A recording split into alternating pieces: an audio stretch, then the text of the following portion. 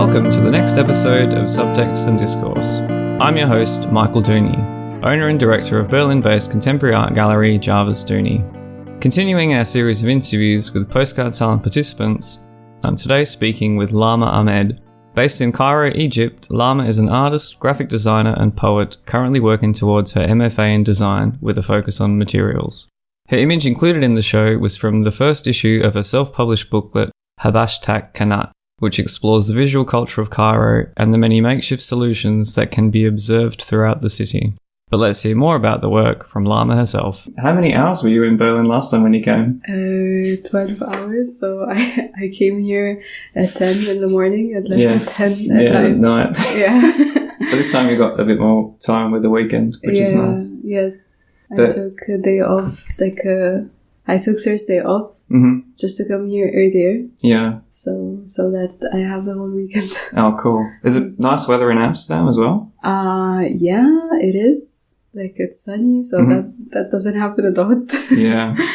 I guess the same thing is here, but with colder wind. Yeah, the wind has been really cold here, actually. It's weird because it's not normally like this in Berlin. Oh, the wind's colder in Amsterdam, you mean? Yes. Yeah, I guess because you're close to is it the ocean or the sea? I think it's the sea. And how long have you been based in Amsterdam for? I went there at the end of January. Yeah, so I've been there for almost 3 months. Almost 3 months. How long are you there for? Till the end of June. So 5 months, yeah. Yeah, but you're actually from Cairo? Yes. Yeah, so you're from Egypt. Actually, I think you're the second person I've met from Egypt. Really? Yeah. Cool. Yeah, when I was studying in Wismar, Waleed, was our friend there that we studied with, and he was the first person I met from Cairo. Oh, okay. Yeah, so you're the second person that I've met. It's a big city. I mean, Cairo. Yeah, no, I've heard it's quite, it's really big. I mean, I suppose we only have the kind of outside image of it that, we think about the pyramids and all the sort of stereotypes. We forget that, there's actually a city there with people living. No, there's more to it than the pyramids. Yeah. But you studied design or graphic design? Yes. I was an architecture student for 2 years and then I realized I was not an engineer. And I like the design part of architecture more than the construction and structure part. So I decided to switch to graphic design and I was done in 3 years after. Okay. Actually, 2 years and a half. And was the focus graphic design? Because when I looked on your website, there's some things that I feel like they cross over into product design or in kind of design thinking or however they call it, where you're approaching different problems with a design or like a scientific mindset to think how do we solve this problem in a different way. Yeah, so that's something that I really like in the department of graphic design in my university is that they try to give us an idea about each specialization, I would say. So product design, packaging, web development, what else? Graphic design itself, of course. So it's really cool because you get to choose which subjects or concentrations you wanna dive into or or where you want to specialize. Yes. So I've tried all of these and I still don't know what I want to be specialized in, but I think I'm getting there. With the internship that I'm doing now, I'm really into prototyping. So. Using materials, and I would really like to get into that. Like material design or? Not material design, prototyping. I've heard that, I researched and I found that there are actual masters specifically for prototyping. Oh, okay. Yeah, so like any kind of product or any kind of that you're prototyping? Yes. Oh, okay. Anything. Yeah, I think I got some, when you're talking about materials, I think when I looked through earlier, I guess through your portfolio, I kind of felt, that interest that was there, that always seems to be a constant through a lot of what you're doing, is the material itself. And I think that's what also drew me to the series, or one of the images that we showed from your magazine, or from your publication. And I know I'm going to say the word wrong, but I wrote it down, the Habashtak magazine? Habashtakanat. Yeah. Yes. It's a funny word. Is it a word in Arabic or? Yes. And what does it mean? It's like, I don't know where its roots come from, but it's a made up word that describes it really, like, you use it in different contexts so that it connotes the mash of things. So you can say someone is wearing Habashtakanat, for example, and it would mean that he's wearing like a mix of things that don't go with each other. Okay. So, I think we have a word. I think the word in English, we sometimes say if something's a hodgepodge. It's it's not a real word, but if it's if it's like lots of stuff that's just been chucked together, then you would say they something like that. Don't relate to each other. Yeah. Okay. So that's the word. Oh, right. And so with with the magazine and through your photography, because I saw you do photography, poetry, writing, and I guess the design work. The documentation that you did in the magazine, maybe you can talk a bit more about that. So I've only done one so far, and I'm designing the second one. I've collected the material for it, and it's just that when I came to Amsterdam, it's been crazy. Yeah. So I've been very focused on the internship itself. Yeah. Because also there's a lot to learn and a lot to I can imagine. digest.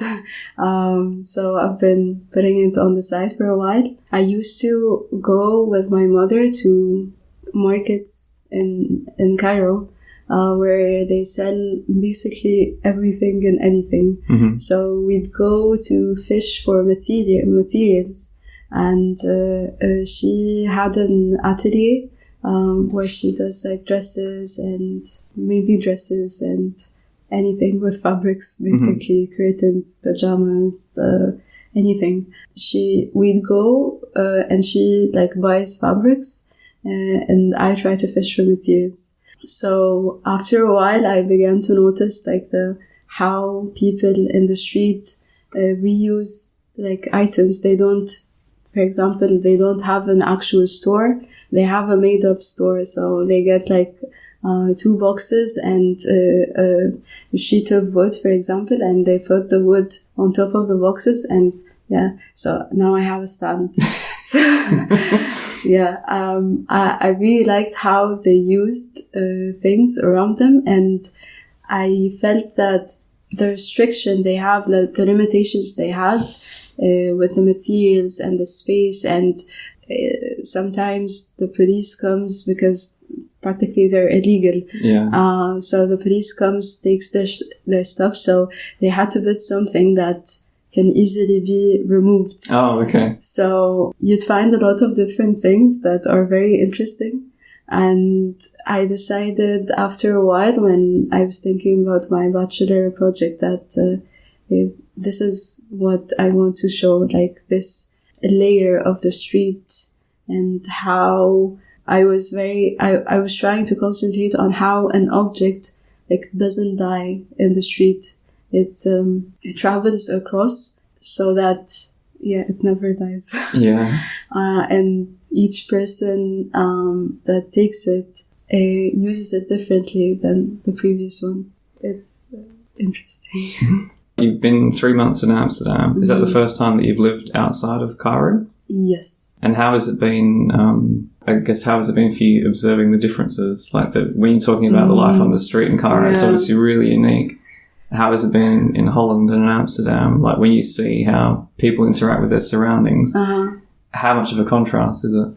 A big one. Yeah. A very big one. Amsterdam, okay, so compared to Cairo, from a designer's perspective, like from a designer's perspective who's based in Cairo as well.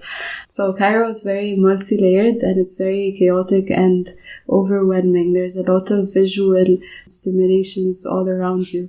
I guess this is how I was inspired to do a lot of things, and I felt that most of the designers in Cairo are inspired by its visual culture as well. Recently we try to integrate everything we see in all the designs we do. But Amsterdam, for me, I found it too good to be true city. Like it's perfect. Like everything is structured and clean, and the contrast is very big.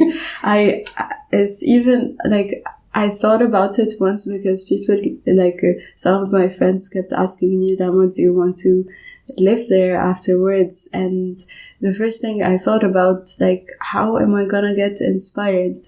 Because my inspiration came from like something very multi-layered and like something that I can dissect, for example. But in Amsterdam, for me, there are no problems to be solved. There are only there are only solutions to be improved. Okay. Something like that. So it's not, I'm not saying that it's a bad thing, but for me, it's kind of new. And I don't know how I would cope with it. There's nothing broken that needs to be fixed. Yeah. Like, I think they would need me more in Cairo than here. So. Yeah. So afterwards, I guess you go back to Cairo and work there, I don't know yet. They're still working it out. So I came here with a mindset that I really want to be a professor of design someday. For me to become a professor, I have to do my master's first. I still don't know, like, as I told you, I don't know what I want to be specialized in so far. And I think I will not be able to apply for any masters now because the ones starting in September already, like, the deadlines has passed. So maybe I should go back to Cairo, like, think about it more and then apply for a master's. But this is the initial thing, I guess, me becoming a professor someday. Yeah. Oh, wow. So I guess that's the ultimate goal then. Kind of, I guess. I really hope so. This is like the thing for me. But I want to work a bit more. Like, I worked after graduation, but I feel like I need to work a bit more. I know the feeling, like when you need to kind of get that experience that, you know, there's certain things that you can't learn by yourself. You sort of need to be immersed in something. What is in the overlap when you say you've got your artistic point of view and your sort of professional design approach and aesthetic? Is there much of an overlap between the two, or how does it?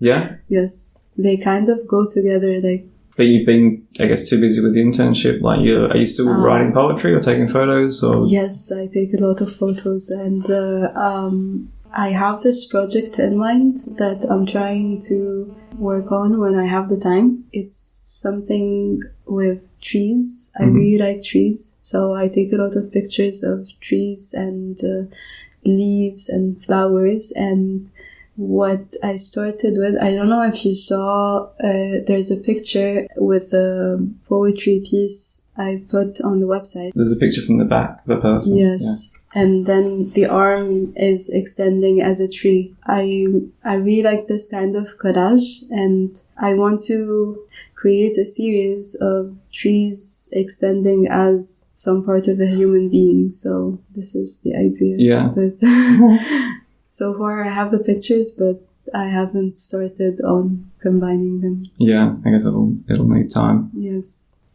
Sorry, what was the question you were asking? No, I was just wondering, like the overlap between the two, the overlap, and if one inspires the other, or vice versa, or if you've been outside of your usual environment, if that's inspired new ideas. Like, whilst you've been in Amsterdam, before you were describing how it is the polar opposite of what you're used to in Cairo in terms of how the city is organized and how people interact with the space. From the point of view of your art and writing, has that inspired you, or has that influenced your approach? Or have you thought, I really look forward to getting back because then I've got these new ideas that I can apply back in Cairo that I can't here? Okay, I always believe that there's something to see. Every city is inspiring in a way. It's just that you have to know the angle of the city, kind of. For example, I'm taking this chance of me being around all this greenery to take pictures of trees, for example. So I'm using it in that way. I have been concentrated on the internship, but I find myself most of the time thinking about how to go about this series. For example, I feel like sometimes for me to be able to get inspired, I need to look at something that's not related to what I want to think about. Mm-hmm.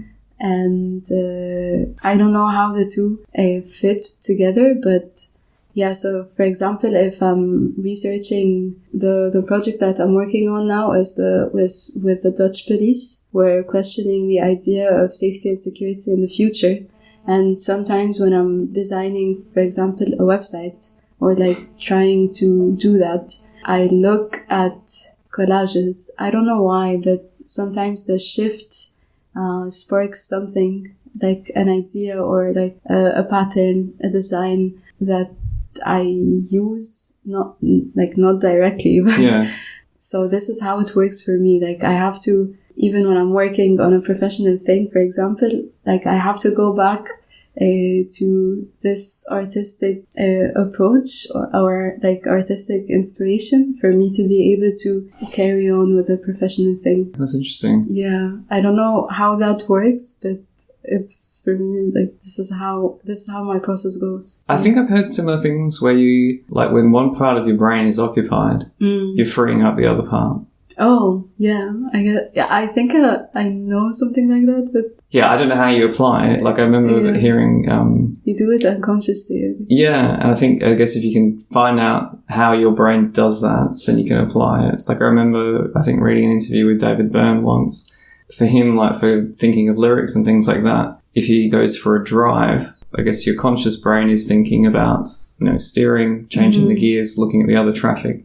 And then the other part of your brain can then wander and then think of other things. Yes. Yeah, and maybe it's a similar situation where rather than concentrating on the technical stuff, you've got to let it happen in the background of your mind. Yeah. And then so by looking at, collage or something else, your attention is focused on that. But then, the other thing starts coming in when it's ready. Yeah. Maybe. I guess this is an explanation for it. I don't know if it's true or not, but it's, I guess if it works, then it doesn't really matter. Yes, exactly. I hope the rest of your work in Amsterdam goes well and that you that you reach your goal of becoming a design professor.